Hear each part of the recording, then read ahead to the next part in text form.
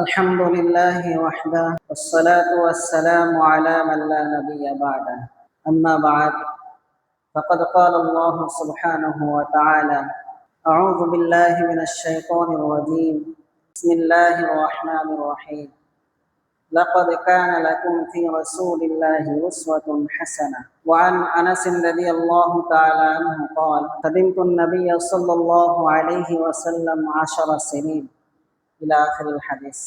মুহতারাম হাজিরিন, আল্লাহ রাব্বুল আলামিনের অসংখ্য অগণিত শুকরিয়া যে আল্লাহ রাব্বুল আলামিন আমাদেরকে প্রিয় নবী জনাবে মুহাম্মদুর রাসূলুল্লাহ সাল্লাল্লাহু আলাইহি ওয়াসাল্লামের জীবন বৃত্তান্ত নিয়ে আলোচনার এক মজলিসে বসার তৌফিক দান করেছেন। এজন্য সকলে শুকরিয়া তান বলি আলহামদুলিল্লাহ। আমি দীর্ঘ আলোচনা করব না, সামান্য সময়ের মধ্যে দুই একটি কথা বলে ইনশাল্লাহ আমরা দোয়া করব।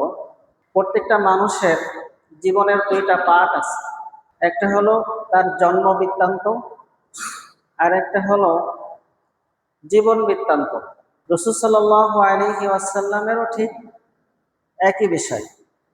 একটি হলো জন্ম বৃত্তান্ত, যেটাকে আমরা মিলাদুন নবী বলে আখ্যায়িত করি, অর্থাৎ রাসূল সাল্লাল্লাহু আলাইহি ওয়াসাল্লামের জন্ম। আরেকটি হলো জীবন বৃত্তান্ত, অর্থাৎ সেটাকে সিরাতুন নবী বলে আমরা চিনি। প্রথম যে পাঠ জন্ম বৃত্তান্ত, জন্ম বৃত্তান্ত এটা আমলের কিছু নাই, পালনের কিছু নাই, এটা শুধুমাত্র আকীদাগত বিষয়। রাসূল সাল্লাল্লাহু আলাইহি ওয়াসাল্লাম দুনিয়াতে আগমন করেছেন, তিনি জন্মগ্রহণ করেছেন, এটা আমাদের জন্য খুশির সংবাদ। শুধু আমাদের জন্য না, পুরা জগৎবাসীর জন্য, জগতে মানব ছাড়াও আরো যত মাখলুকাত আছে সকলের জন্য আনন্দের বিষয়। কারণ আল্লাহ রাব্বুল আলামিন ইরশাদ করেন, ওয়ামা আরসালনাকা ইল্লা রাহমাতাল লিল আলামিন, হে নবী আমি আপনাকে একমাত্র রহমত স্বরূপ প্রেরণ করেছি। এই রহমত শুধু মানব জাতির জন্য না, সমস্ত মাখলুকাতের জন্য রাসূল রহমত স্বরূপ। একটা একটা করে দৃষ্টান্ত দিলে অনেক লম্বা হয়ে যাবে। তো রাসূল সাল্লাল্লাহু আলাইহি ওয়াসাল্লামের জন্ম এটা আকীদার বিষয়, বিশ্বাসের বিষয় এবং খুশির বিষয়। কিন্তু আমরা এখন রাসূলের সেই সিরাত ছেড়ে দিয়ে শুধু মিলাদ নিয়ে পড়ে থাকি। কিন্তু আসলে মিলাদ, আমরা একটা খেয়াল করব, মিলাদ এটা পালনের বিষয় না, এটা হলো আকীদার বিষয় এবং খুশির বিষয়। রাসূল জন্মগ্রহণ করেছেন, এটা আমাদের মানতে হবে, বিশ্বাস করতে হবে। এবং রাসূল যে আমাদের নবী, এ ব্যাপারে আমাদের খুশি থাকতে হবে। দ্বিতীয় বিষয় হলো, দ্বিতীয় পার্ট হলো সিরাত। সিরাতের মধ্যে দুইটা অধ্যায় আছে, একটা হলো সিরাত আর একটা সূরাত। সিরাত যেটা রাসূল সাল্লাল্লাহু আলাইহি ওয়াসাল্লামের সকল কর্ম, কাজকর্ম যা কিছু আছে। আর সূরাত একদম রাসূল সাল্লাল্লাহু আলাইহি ওয়াসাল্লামের আকৃতি, গঠন, সবকিছু। সিরাতের মধ্যেও আবার সবকিছু অনুসরণ করা যায় না। রাসূলের আকৃতি, চেহারা অত্যন্ত সুন্দর ছিল, এটা তো আমরা ধারণ করতে পারবো না। রাসূলের দাড়ি ছিল, এটা দাড়ি, এটা অনুসরণীয়। তো সিরাত সূরাতের মধ্যে কিছু আছে অনুসরণীয়, কিছু আছে অনুসরণ করতে চাইলেও সম্ভব না। তো রাসূল সাল্লাল্লাহু আলাইহি ওয়াসাল্লামের সৌন্দর্যের ব্যাপারে হাদিসের মধ্যে অসংখ্য হাদিস বর্ণিত হয়েছে, সাহাবীদের অসংখ্য আসার আছে, বিভিন্ন তাবিঈদের বক্তব্য আছে। এমনকি আমরা জানি পৃথিবীর মধ্যে একজন সুন্দর নবী ছিলেন যার নাম ইউসুফ আলাইহিস সালাতু ওয়াস সালাম।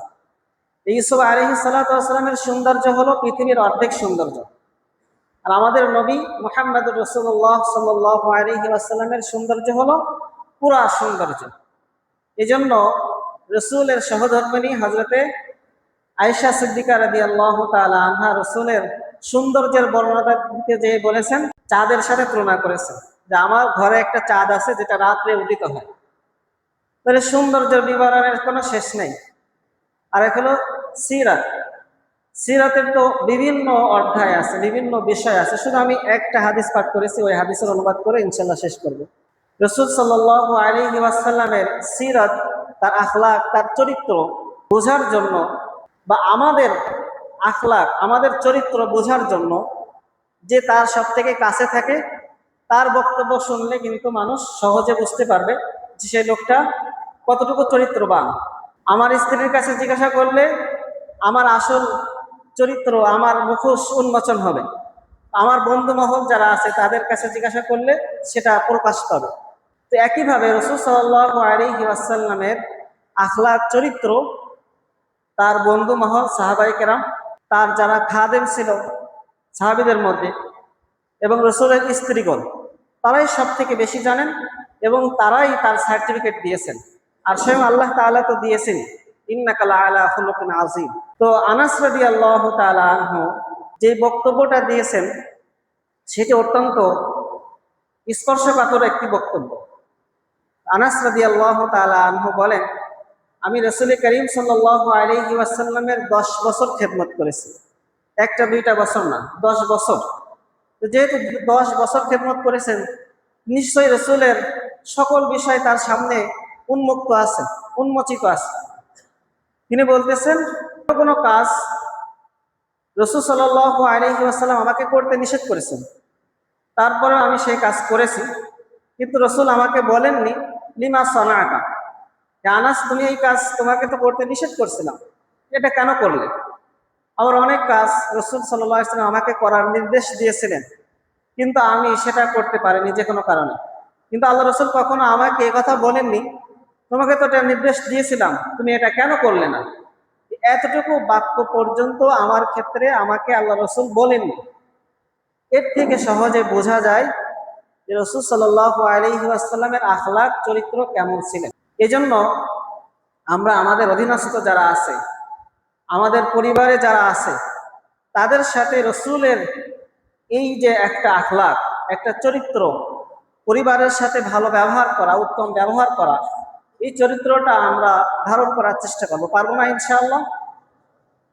রাসূল সাল্লাল্লাহু আলাইহি ওয়াসাল্লাম ইরশাদ করেন, খায়রুকুম লিআহলিহি ওয়া আনা খায়রুকুম লিআহলি। আল্লাহ রাসূল বলেন, তোমাদের মধ্যে সর্ব উত্তম ওই ব্যক্তি যে তার পরিবারের কাছে ভালো। আর জেনে রাখো, আমি আমার পরিবারের কাছে ভালো। এই সার্টিফিকেট কখন দিতে পারে? যখন বাস্তবেই তার পরিবার তাকে ভালো বলে। এখন আমি আপনি যদি একটু কল্পনা করি, যদি একটু ভাবি যে আমি আমার পরিবারের কাছে কতটুকু ভালো হতে পেরেছি, আমার সন্তানের কাছে আমি কতটুকু গ্রহণযোগ্য হতে পেরেছি, আমার স্ত্রীর কাছে আমি কতটুকু গ্রহণযোগ্য হতে পেরেছি। যদি কেউ তার স্ত্রীর কাছে আখলাকি হতে পারে, গ্রহণযোগ্য হতে পারে, তো সেই প্রকৃত আখলাকি ব্যক্তি। এজন্য আমরা আমাদের পরিবার পরিজন, সন্তান, স্ত্রী, তাদের সাথে ভালো ব্যবহার এর মাধ্যমে আমাদের ব্যবহারটা প্র্যাকটিস করতে পারি। তো এটা আমরা ইনশাআল্লাহ সকলে চেষ্টা করব যে আমরা আমাদের পরিবারের সাথে সুন্দর আচরণ, ভালো ব্যবহার করতে পারি। আল্লাহ রাব্বুল আলামিন আমাদেরকে তৌফিক দান করেন। সকলে বলে আমিন। ওয়া আখিরু দাওয়ানা আলহামদুলিল্লাহি রাব্বিল আলামিন।